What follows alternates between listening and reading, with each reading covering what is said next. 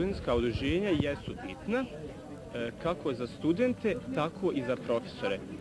Zato što da bi studenti ostvarili neka svoja prava, moraju imati prvo tu kritičnu masu, a ona se ispoljava preko studentskih organizacija i u tom kontekstu mislim da su bitne za studente, a bitne su i za profesore da bi imali preko koga da komuniciraju sa velikom masom studenta. Ja bih prije svega volio vidjeti na svom univerzitetu i zakon o studentskom organizovanju. Dakle, opet se vraćamo na te zakonske forme. Znači, čim imamo jedan zakon koji će definisati oblik studentskog organizovanja, odmah se tu definišu i preduslovi za aktivniji studentski rad. Jednu stvar koju bih volio da se desi na Univerzitetu Sarajevo, a inače među čitavom studentskom populacijom u Bosni i Hercegovini, volio bi da se zakonski reguliše njihov položaj.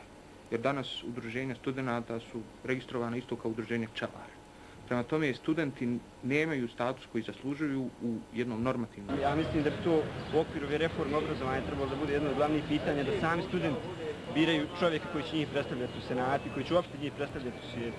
Ako želimo u Europu i u sklopu bolonjske procese i Lisabonsku deklaraciju prihvatiti istinski, onda nam je potrebno jedan moderno sveučilište gdje ćemo imati dobar nastavni plan i program, gdje ćemo imati dobre profesore, gdje ćemo imati dobre uvjete za... Neće doći do promjena ukoliko studenti sami ne budu zahtijevali, ukoliko studenti sami ne budu bili svjesni šta je to što žele i studenti bi trebali što više da se uključe i oko izbora za svoje predstavnike, jer moraju jednom biti svjesni da postoje ljudi koji ih negdje predstavljaju i da se zapitaju ko su ti koji ih predstavljaju i kako ih predstavljaju.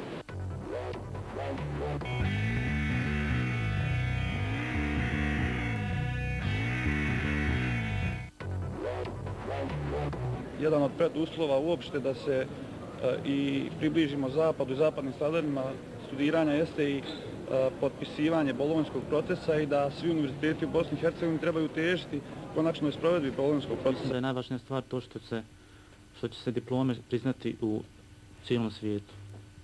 Time što će se uskladiti nastavni plan i program sa evropskim zemljama, sa njihovim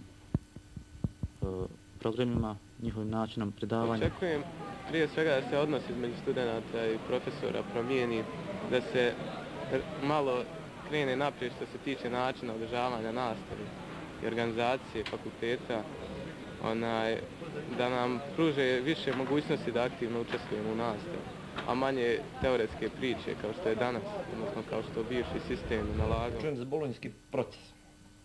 To mene asocira da jedan kvalitetan diplomirani kriminalist može raditi bez problema u Londonu. Od njega očekujem poboljšanje prije svega kvalitete nastave na sveučilištu, kako ovdje u Mostaru, tako i u čitavoj Bosni i Hercegovini. Zatim očekujem kvalitetniju i bolju financijsku situaciju. Očekujem da će se i ovi zakonski projekti koji se dešavaju i koji se donose u posljednje vrijeme usredotočiti prije svega na donošenje dobrih zakona.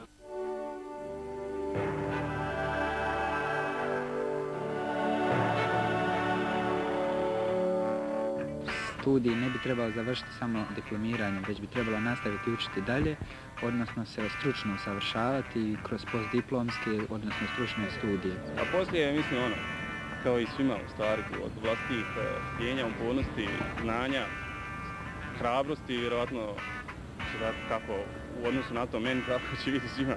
Ja smatram da učenje ne završava sa studijem, nego se nastavlja kroz život dalje.